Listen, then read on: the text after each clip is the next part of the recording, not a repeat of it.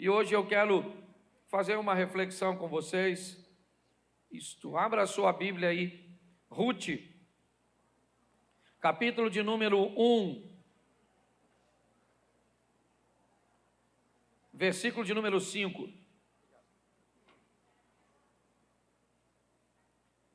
Ruth, capítulo 1, verso de número 5, diz assim: E morreram também ambos, Mahlon e Quilion, ficando assim essa mulher desamparada de seus dois ou dos seus dois filhos e de seu marido. Feche os seus olhos. Senhor nosso Deus e Pai, em nome de Jesus, continua falando conosco e usa-me como um canal de bênção nesta hora. Que toda distração caia por terra e que teu Espírito tenha liberdade de agir neste lugar. Que toda deficiência e inabilidade daquele que transmite seja superada pelo agir e o mover do teu Espírito Santo. Fala com cada um de nós, em nome de Jesus. Você pode dizer amém? Amém. Isso. Preste atenção, porque essa também é uma história de família extraordinária. O texto começa narrando que uma fome acaba abatendo Belém, na Judéia. As coisas não estavam boas por lá. Um chefe de família chamado Elimeleque começa a observar que é só uma questão de tempo até sua casa, seus filhos, sua esposa não ter mais provisão. Ele entende que há um momento que ele precisa partir enquanto ainda há provisão para a viagem. Se Elimeleque demorar um pouco mais, ele pode morrer no caminho, ele pode perecer naquele caminho para chegar até o território moabita, até sair de um ambiente de escassez e poder chegar num ambiente onde ele consiga provisão. Para ele é um local inóspito. Moisés escreveu sérias advertências para que o povo do Senhor não se relacionasse com nações pagãs. Para Elimeleque é um desafio, mas o que está em jogo é sua casa, o que está em jogo é a integridade dos seus filhos, o que está em jogo é o futuro de sua família. E por mais desafiador que seja, quando a família está em jogo, quando o futuro de nossa casa, o nosso casamento, nossos filhos, netos, essa é a maior razão para nós lutarmos. Eu não sei se você conhece um pouco da história, mas todas as vezes que as guerras se estabeleciam, e principalmente que havia os campos de concentrações, seja os de Hitler, ou quando olhamos para a Bíblia, nós também vemos algumas invasões estabelecerem o que alguns chamavam de desterro, mas muito mais do que isso, era separar as famílias, era sempre mandar o pai para um campo de concentração, a mãe para outro campo de concentração, os filhos se separavam, porque todas as vezes que a família é dividida, inevitavelmente você perde o propósito pelo qual lutar. Quando se mantinha a família unida, inevitavelmente as pessoas lutavam para ver seus filhos livres. O texto em que lemos, vemos um homem desafiar a sua estrutura. Por quê? Porque o futuro de sua família está em jogo. É lógico que para ele é algo passageiro. Elimeleque imagina que ele vai pegar um pouco da sua provisão, vai sair com seus filhos e esposa de Belém, vai viajar até o território moabita, e lá então ele vai se estabelecer até que a crise passe, até que as coisas melhorem em Belém. Então ele vai voltar para Belém para seguir sua vida. Ele então pega sua esposa, seus 2 filhos e faz a viagem. Quando ele chega em Belém e começa a se estabelecer, com seus filhos e com sua esposa. A fatalidade atinge aquela família. Elimeleque acaba morrendo. Olha que ironia, um homem que está fugindo para não morrer, acaba morrendo. Mas eu sei que Elimeleque morreu feliz, porque se tivesse ficado em Belém, provavelmente ele saberia que não apenas morreria ele, mas morreria toda a sua casa. Ele é um homem que foi capaz de oferecer sua vida, de lutar com todas as suas forças, que mesmo que ele morresse, ele sabia que sua família estaria estabelecida. Agora Noemi fica com seus 2 filhos, Malom e Quilion. E eles se interessam por mulheres moabitas. Os rapazes começam a se afeiçoar a algumas mulheres. E essa mulher, uma dessas mulheres é Ruth, a outra é Orfa. E aquilo que parecia transitório começa a tomar uma outra proporção. Eles se casam com essas mulheres moabitas, eles pagam dotes para obtê-las. Nesse contexto bíblico, a mulher era praticamente uma propriedade do homem. Então, para que eles se casassem com elas, inevitavelmente, Noemi teve que ir reivindicar, pedir aos pais. E como os moabitas não eram tão seletivos quanto os judeus, eles acabaram se casando. Mas o tempo passa, e o texto diz que os 2 filhos de Noemi, eles também vão morrer. Essa mulher que não tinha seu marido, mas que era apoiada por seus filhos, agora essa mulher também perde seus filhos. É uma história de perda. Talvez nós poderíamos até chamar isso de uma saga, a história dessa mulher. E neste ambiente, onde os rapazes morrem, 3 mulheres ficam.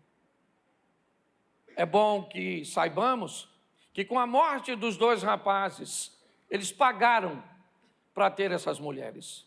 Então, na verdade, Orfa e Noemi Orfa e Ruth são propriedades de Noemi. Elas não podem voltar para casa.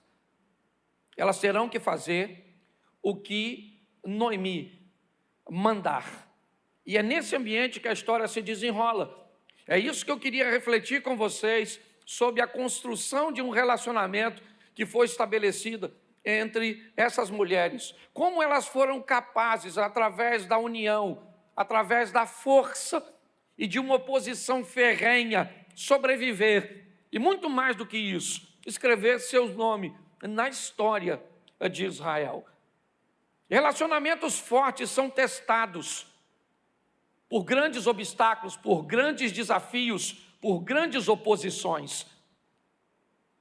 Os casamentos extraordinários não são aqueles que não têm problemas, mas são aqueles cujos quais o casal conseguiu enfrentar grandes problemas e saíram um pouco feridos, com algumas cicatrizes, com algumas lembranças,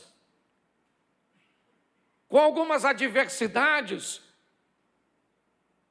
São casamentos que muitas vezes chegam a 30, 40 anos de comunhão, e se olharem para si mesmo, ainda identificarão algumas coisas que doem, algumas coisas que ferem, algumas lembranças que não são agradáveis, mas elas não são fortes o suficiente para separar o casal. São situações que não são confortáveis, é verdade, mas não são fortes o suficiente para separar. Nós vamos ver pais que têm divergência com os filhos, noras que têm diferenças com sogras, cunhados que podem viver suas diferenças, enfrentar adversidades com a família do cônjuge e tantas outras situações. Mas eu preciso falar de uma estrutura de relacionamento bem fundamentada, bem estruturada, e é isso que nós vamos ver aqui. Depois que morreram, quem morreram? Morreram os rapazes que eram ligação, era eles o elo sanguíneo. Estava neles o propósito de gerar a nova geração. Não faz sentido agora o que está acontecendo aqui. 3 mulheres sobraram. E não tem nenhum homem daquela linhagem para oferecer a essas mulheres o resgate. Nós vemos aqui que muitas vezes relacionamentos vão precisar sobreviver a um período onde não se há mais a utilidade do outro. É muito comum isso acontecer. E agora que eu não dependo mais dos meus pais? Sou eu que ganho meu dinheiro, eu sou dono do meu nariz. Aliás, eu ganho até muito mais do que meus pais. Estou bem fundamentado. Agora meus pais não me servem para nada. E agora que meus pais envelheceram, ficaram ranzinza. E agora que mamãe ficou doente, e agora, gente? E agora que a esposa ficou doente? E agora que o homem não consegue mais ser o provedor? E a hora que as pessoas não são mais úteis para nós? O que nós vamos fazer com elas? Pare e pense. Relacionamentos fortes, nós vamos ver aqui os fortes e os fracos dentro do mesmo contexto. Mas é importante nós olharmos para isso e entendermos que muitas vezes, ao longo da nossa caminhada para a proposta da estrutura da família,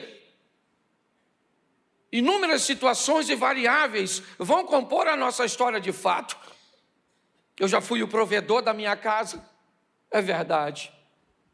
Mas também vivi 3 anos sem ser, lavando roupa, arrumando casa. Lembro estendendo roupa com tudo isso molhado, cheio de pregador, enfiado aqui, e um miserável de um vizinho. Eu posso falar assim, mas não estou, até porque ele não está aqui. É só para ilustrar, estou falando mal da pessoa não, tá certo? Rindo, dizendo que eu não era homem, nem para sustentar a minha família, só porque eu estava estendendo uma roupinha. E minha mulher trabalhando, e eu tocando a casa. 2 filhos. Depois o negócio inverteu de novo, louvado seja o Eterno. Mas se amanhã reverter de novo, nós vamos estar juntos. Louvado seja Deus. A vida é desse jeito, é assim que funciona. Nós olhamos para este momento, e agora que os rapazes morrem, dá uma olhadinha no verso 6. Põe para mim. Então se levantou ela com suas noras e voltou dos campos de Moabe, porquanto na terra de Moabe ouviu que o Senhor tinha visitado seu povo, dando pão. Preste atenção, deixa aí. Uma notícia chega em Moabe, que aquilo que Elimeleque achou que aconteceria, acabou acontecendo. As coisas melhoraram para Belém. Novamente, Belém está com economia em dia, as coisas estão indo bem. Então, Noemi resolve voltar. E voltar com o que ela tem. E o que ela tem? 2 noras. Que não podem voltar para sua casa, porque elas não pertencem a si mesmas. Elas eram propriedade de Malom e de Quilion. E agora, com a morte dos rapazes, os recursos que saíram para pagar o dote delas, era da família. Então as 2 meninas pertencem a Noemi. Noemi tem o direito de levá-las. Mas é aí que nós vamos ver a força do relacionamento. Noemi me parece que é alguém que muito mais do que apenas nutre um amor muito grande por suas noras. Noemi não quer ninguém que ande com ela por obrigação. Noemi é aquele tipo de pessoa que nunca quer ir num lugar onde é tolerada. Ela quer sempre ir num lugar onde ela é celebrada, onde as pessoas querem a sua presença, querem ter você por perto e não te toleram. Isso é uma coisa que eu aprendi. Já fui a muitos lugares na minha vida. e muitos deles extraordinários, mas num ambiente onde ninguém celebrava a minha presença, apenas tolerava a minha presença. E eu não quero estar na presença ou caminhando com alguém que me tolera. Eu quero andar com alguém que me celebra. Quando nós olhamos para esse texto, é isso que nós estamos vendo. Ela resolve voltar dos campos de Moabe para Belém. E quando isso vai acontecer, coloca o verso... o verso 8 para nós adiantarmos. Esse culto é mais curtinho. E disse Noemi às suas 2 noras. A quantas noras? A quantas?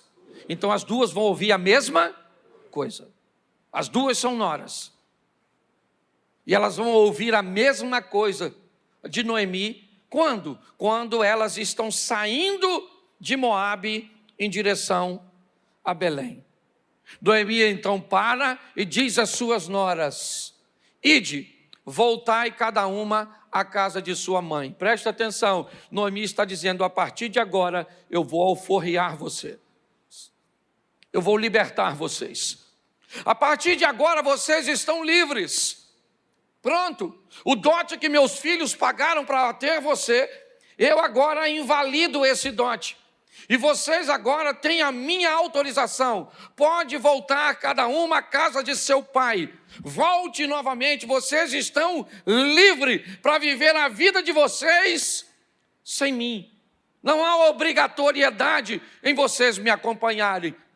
E o Senhor use convosco de benevolência, como vós usaste com os falecidos e comigo. Preste atenção. Que essa mulher não está liberando as noras por acaso. Havia um relacionamento extraordinário entre elas. Noemi não está dizendo para suas noras irem embora porque elas não se dão bem. Não, elas dizem pelo contrário, é exatamente porque vocês sempre foram tão boas.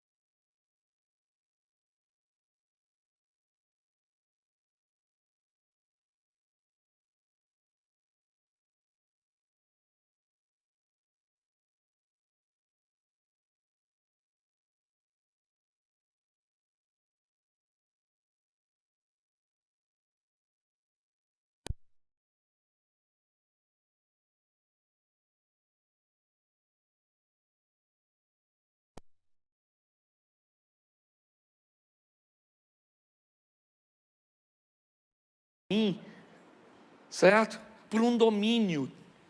Tem que ter algo muito maior que nos una. E é isso que nós vamos ver aqui. Deixa eu pegar o próximo texto para ele ficar mais fácil. Verso 14. Preste atenção, 14, para nós adiantarmos. Então levantaram a sua voz e tornaram a chorar. Olha só. Noemi falou: meninas, vão para casa de vocês, pode ir. E elas começaram a chorar. Não vou. E chora. Sogra e nora. Não é uma mãe separando do filho. Não é uma mulher separando do marido. É sogra e nora. Entendeu? Elas estão chorando. porque não estão querendo sair de perto uma da outra. Tu já chorou, porque não queria estar perto uma da outra. É só você mexer na memória. Às vezes já aconteceu, o motivo é que foi outro. Certo? Aquela cobra, cascavel, aquela velha infeliz, aquela garotinha novinha que roubou seu filho de 35 anos, seu menino. A senhora deve ser mãe de Peter Pan. É ou não é verdade? Sim, um menino. Na terra do nunca, a senhora deve ser Sininho. Escute só, preste atenção.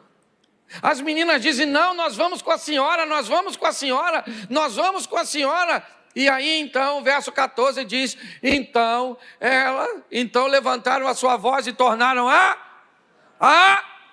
e Orfa beijou a sua. Escute aqui que isso é fantástico. As duas se amam, sim ou não? Sim. Aliás, as três. A Orfa também é uma menina maneirona. Sim. Gostava da sogra, sim ou não? Mas foi embora. Pastor, então não gostava? Gostava, gente. Porque às vezes a vida vai tirar a gente. Às vezes a gente pensa que tem pessoas que para deixar de viver conosco uma comunhão, certo? Precisa estar brigado. Não, gente. Tem gente às vezes que nós amamos e vai sair da nossa vida e louvado seja Deus. Ah, pastor, não faz assim. Vai morar em outro país, vai morar em outro canto, vai viver sua vida, vai viver. Ah, eu queria todo mundo ao meu redor. Não vai rolar, tem gente que você ama, mas tu tem que falar assim, olha, louvado seja Deus. Mas nós brigamos? Não. Era chato porque não tinha WhatsApp. Se tivesse, na verdade, FaceTime. Não tinha nada disso, mas Orfa falou, você quer saber de uma coisa, ô sogra? Eu vou embora mesmo, tá? Já que a senhora me liberou. Chorou, tá ali, ó. Aquela coisa de mulher. Você é homem, diz.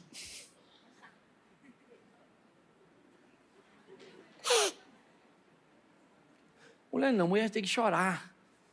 Isso é maravilhoso do mundo das mulheres. Esse dia minha mulher estava chorando, eu falei, por quê? Ela falou, não sei. Ela falou, Cláudio, sai de perto de mim, porque nem eu estou me aguentando. Falei, louvado seja Deus. A Bíblia já instrui, fugir da aparência do mal. Deixa quieto e vida que segue. Cuidado que você pode estar rindo de você também, ok? Mas preste atenção. A Orfa vai embora, porque tem gente que te ama, mas vai sair da sua vida, amém? É assim que funciona. E às vezes é melhor que a vida tire alguém da sua vida enquanto você ama. Porque se você quiser conviver com gente que não é, pode acontecer um atrito para que vocês acabem se separando. Faça essa leitura bem. A única pessoa que você não pode avaliar sobre esse programa que eu estou te oferecendo é o cônjuge. Cônjuge não. Cônjuge casou. Ah, pastor, mas ele é ruim. Mas é seu. Foi você que escolheu. Ah, mas eu errei. Pois é. Espera morrer. Ah, mas ele tem uma saúde, então vá você. Entendeu? Casado é casado, é outra história. Isso aqui eu estou dizendo, a vida vai tirar gente. Tá certo? Bom, vamos aqui, porque eu não posso me deter muito. Porém, Ruth fez o quê? Ruth fez o quê? Ruth se apegou? Ruth falou, não vou! E a Orfa já estava lá, ó, virando na esquina. Foi embora. Fala mal dela não, que era gente boa. Orfinha. Só que ninguém nunca mais falou dela. Ela era gente boa, sim ou não? Mas a Bíblia continua falando dela? Porque me parece que a Bíblia não gosta muito dos outros que desistem. Ela não fala não. Orfa foi. Casou de novo? Teve filho? Porque quem desiste fica assim, sem história. Mas que você tenha pena. Cadê fulano? Lembra? Voltou. A Rutinha falou, não, vou contigo, sogra. Estamos juntos e misturados. Gente, é uma história tão legal. Olha o que diz o versículo 16. Disse, porém, Ruth, não me instes ou não insista para que eu te deixe, nem me afaste de ti, porque aonde quer que tu fores, onde quer que pousares à noite, o teu povo, o teu Deus, a nora falando para a sogra. Onde você morrer, morrerei eu. Pensa se tu falaria isso. Onde a senhora morrer, irei te velar. Não, só quero que você entenda a força. A nora falou para a sogra, vou com a senhora, para com essa palhaçada. Onde a senhora for, eu vou. Onde a senhora morrer, eu morro. Onde a senhora, o seu povo é o meu, e o seu Deus é o meu Deus. Preste atenção. Alguma coisa aconteceu com Ruth que não aconteceu com Orfa. Ela amava, sim, mas Deus tocou o coração de Ruth de uma forma tão intensa que Ruth disse, o teu Deus é o meu, isso. Agora faz sentido. Agora para Noemi começa a fazer sentido. Então o verso 18 diz o quê? Vendo ela, pois, que de todo estava resolvida a ir com ela, deixou de lhe falar nisso. Preste atenção. As duas recebem o direito de ir embora. E todas as duas podem deixar sua sogra. Porque sua sogra já disse qual será o padrão de relacionamento. Ele não será um padrão de relacionamento pautado na utilidade. Ela explica para elas, depois você lê. Não faz sentido você ir comigo, eu não posso mais ter filhos. Eu sou velha demais. E se ainda eu tivesse filhos, eles não teriam tempo para resgatar vocês. Como é que vocês esperariam eles crescerem para dar a vocês a possibilidade de ter filhos? Eu não sirvo mais para vocês. É melhor vocês irem embora. E aí que nós vemos um relacionamento forte. Por quê? Porque Ruth diz, o teu povo vai ser o meu, e o teu Deus vai ser o meu, eu vou junto contigo. Eu aprendi uma coisa com você, Noemi. Eu aprendi a acreditar no Deus que vocês servem. Eu vou com você. Então, Noemi parou e não mais insistiu com a sua nora. Ali elas vão, e eu vou adiantar aqui. Elas vão para Belém, chegam em Belém na colheita da cevada. As duas vão morar numa casinha, provavelmente sendo repatriada ou pelo povo, ou pela lei, ou por alguns familiares que Elimeleque ainda deixou. Noemi já estava velhinha, como ela bem disse, suas forças já não eram, tão grandes. Então ela começa a cuidar das coisas de casa, dos afazeres de casa. E sua nora mais nova, Ruth, vai ao campo. Ela não tem autorização para trabalhar, mas como ela é viúva, como ela é imigrante, há uma tolerância para ela. Ela pode ir atrás dos segadores, daqueles que vão colhendo. Vamos colocar aqui para ficar mais fácil para nós, como se fosse milho. E aquela espiga que não está boa, aquela espiga que só está pela metade, os segadores, ou seja, aqueles que estão colhendo, quando eles vão fazendo esse processo de seleção, na hora, notando, eles vão deixando ela, ou aquelas espigas naquela canaleta. Então, as viúvas, os órfãos, e aquelas pessoas que não têm recurso, eles vêm. Mas o que é isso, pastor? Isso é alguém que vai para a rua Isso é alguém que vai sair para levar recursos para casa. Isso é um relacionamento cujo qual, sabe, os afazeres são divididos, as responsabilidades são divididas. Isso é uma história que diz que muitas vezes nós vamos precisar começar do nada, zerar muitas vezes, sentar e estabelecer, um ambiente onde vamos zerar nossos problemas, vamos zerar nossas frustrações, onde vamos zerar nossas mágoas. Por quê? Porque vamos precisar começar de novo com o quê? Com um pouco, com os restos, com aquilo que sobrou. E é isso que essa mulher está fazendo. Ela está ali, pegando um pouquinho da cevada para levar para casa, para sua sogra, provavelmente, junto com ela, tentar comercializar com alguma outra coisa,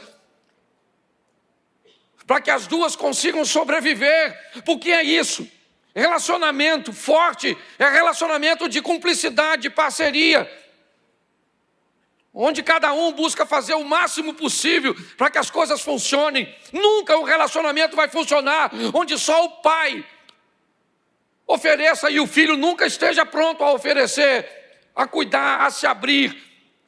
Nunca um relacionamento entre o casal vai ser sadio, onde um está sempre pronto para receber e o outro sempre pronto a dar. Não funciona assim. Amizade não funciona assim. Negócios não funcionam assim.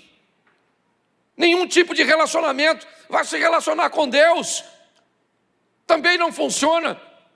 Por quê? Porque Ele quer de mim e de você, no mínimo, obediência, amor, para que a graça nos alcance. Mas às vezes, irmãos, é necessário que as coisas comecem com um pouco. Um ambiente de vergonha, onde aquela mulher sai de sua terra e agora está no meio daquelas pequenas vielas, catando coisas, disputando alguns pedaços deixados para trás.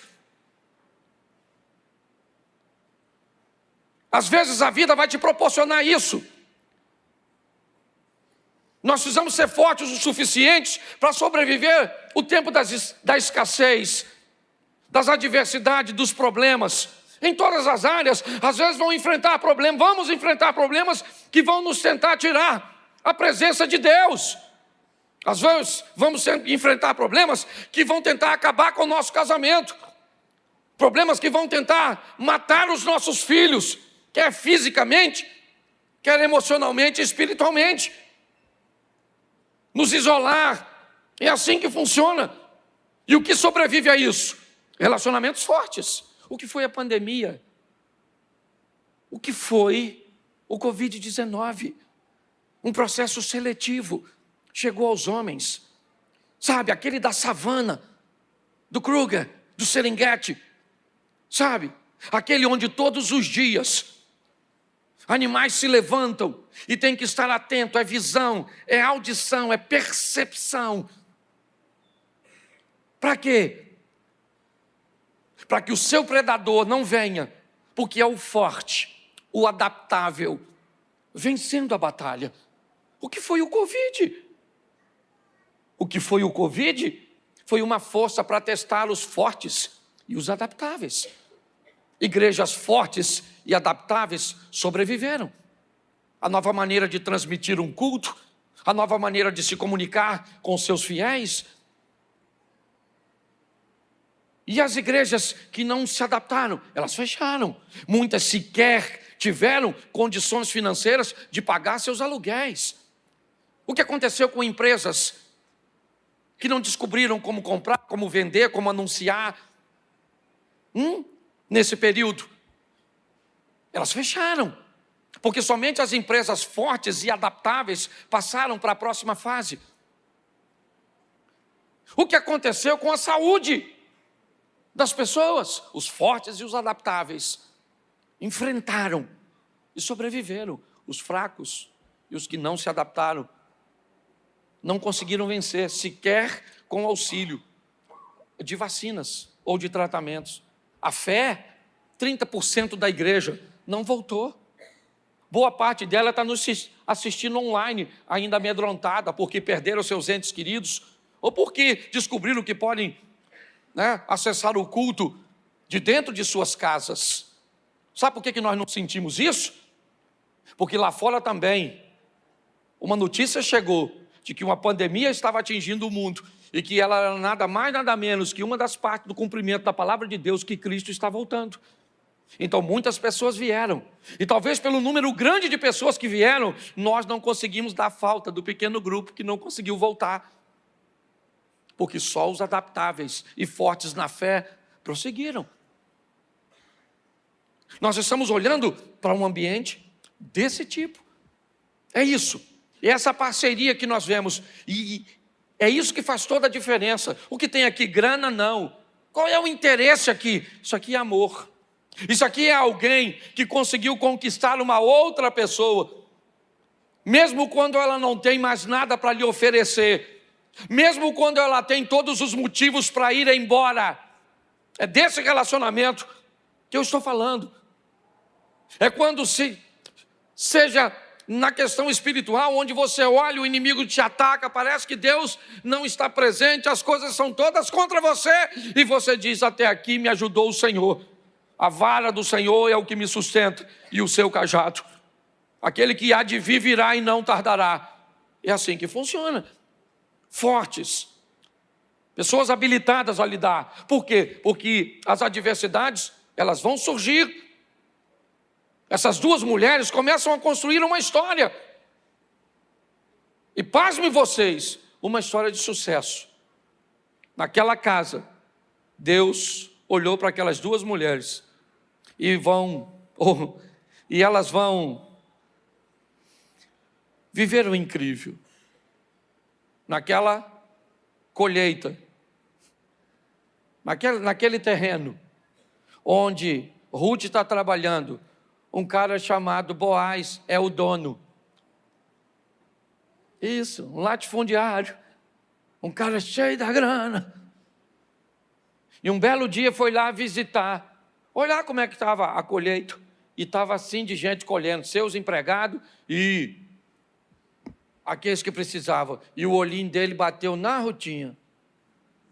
Olhou e falou: caraca, maluco.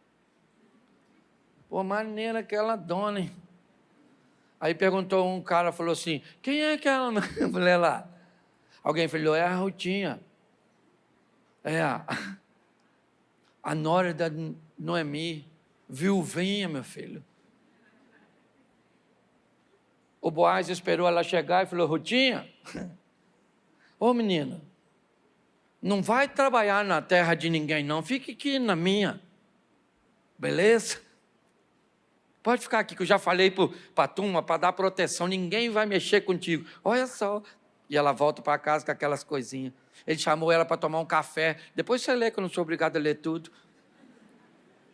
Aproximou, sentou perto da Rutinha, falou: molha o pão aí, filha. Bota nessa boquinha sua. Vê se isso é fantástico, a Bíblia é extraordinária. Aí Ruth falou assim: nossa, você é tão bom. Ele falou assim: eu sei o que você veio buscar, sabe, aqui, se refugiar em Deus, que Deus conceda o que você procura. E Rutinha deve ter falado: estou procurando é um homem, rapaz. Tu não podia me pegar aí, pô, me resgatar? Soldada Rutinha, prima do Ryan. Gente, isso é fantástico. Aquilo aconteceu porque Deus está nesse negócio. Gente que não desiste, Deus está junto. Você tem um montão de motivo para largar esse marido seu. Claro que tem, mas isso é uma porcaria. Mas é seu, essa mulher sua é doida de pé. Mas é sua, e você fez uns finelos, agora que piorou. Que aí os laços aumentaram, aí você vem para a igreja, aí é que piorou, porque ainda Deus condena. Então você só tem um jeito de amar esse homem mesmo. Quem é? Esse aí que você achou que era príncipe? O príncipe caiu na viagem, sobrou o cavalo, é ele, filha, monta e vamos embora, a vida que segue. Você achou que ela era um anjo, ela voa, mas é de vassoura. Você consegue entender? Então nós temos que levar a vida desse jeito. Pare e pensa, agora está lá, que isso é maravilhoso para mim, eu fico encantado. Olha só, um belo dia, o Boaz, sabe o que o Boaz falou para os empregados dele? Rapaziada, quando você estiver catando, que você olhar para trás e quem vem é Rutinha, pô, deixa umas coisas boas para Rutinha, mulher maneira. Aí, a Rutinha começou a encontrar umas espigas diferentes, já cheinha. Rutinha foi só pegando. Um belo dia ela chegou em casa, troquei para a espiga da cevada, só uma adaptação, tá vendo? Depois você lê, cevada. Só estou falando isso porque tem uns teólogos de plantão que falam, não era milho. Só estou adaptando que é para o povo entender. Tem gente que não sabe nem o que é cevada, já vai achar que ela estava ela manguaçando na cerveja. Vai perturbar outra. Então, na verdade, prego o que eu quiser e pronto, acabou. Se eu quiser falar que... Pronto, vamos embora, olha para mim aqui. E aí, o Rutinha chegou em casa, pensa! Cheiona de espiga. A véia, a macaca véia, que a dona está lá. Isso. Escute as pessoas mais experientes, rapaz. Essas velhas sabem tudo. Elas falam pouco. Chega perto de uma velha dessa, de um velhinho desse, e pede uma dica, que às vezes você, para viver tanto tempo assim, aprendeu muita coisa nessa vida. Minha filha, vou te ensinar quando manda um homem. Esse cara não. O homem não quer mandar, o homem só quer que os amigos dele pensem que ele mande. Essa mulher mais velha pode dar para você um arreio e um freio. E você só puxa. Mas vamos voltar para o texto. A velha falou assim, Rutinha. Ô menina, isso aí não é resto, não. Isso aí é coisa boa. Você está trabalhando onde? A Ruth falou assim, um homem bom. Pensa no homem bom, tal de Boaz. Noemi falou,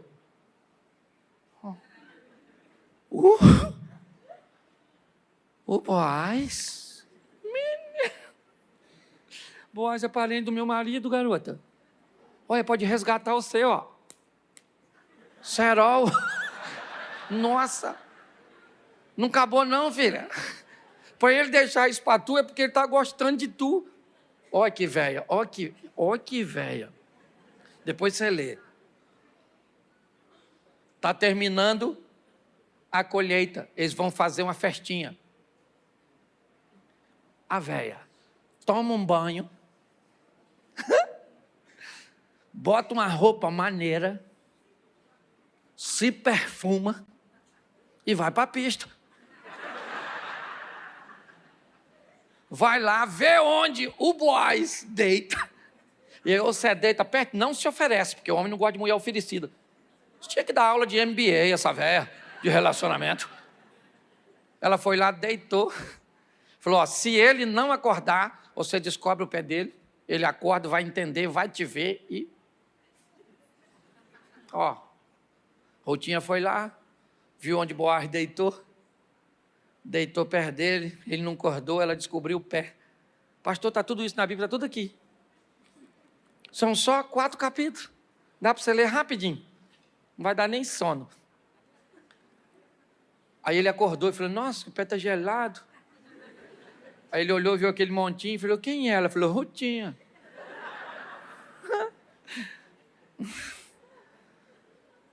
Estou precisando de um resgatador.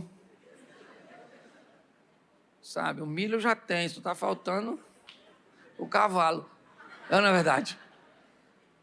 Ele falou assim, Rutinha, fica aí, filho, fica aí que amanhã eu vou... Porque tem um garoto mais novo aí que pode pegar você, que é um parente mais chegado. Mas se ele não pegar, eu pego. Está garantido.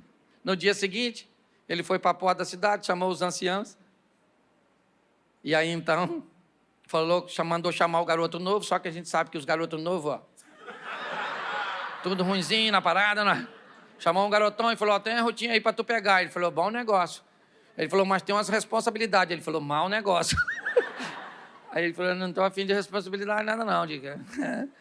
Aí o Boaz falou, então pego eu.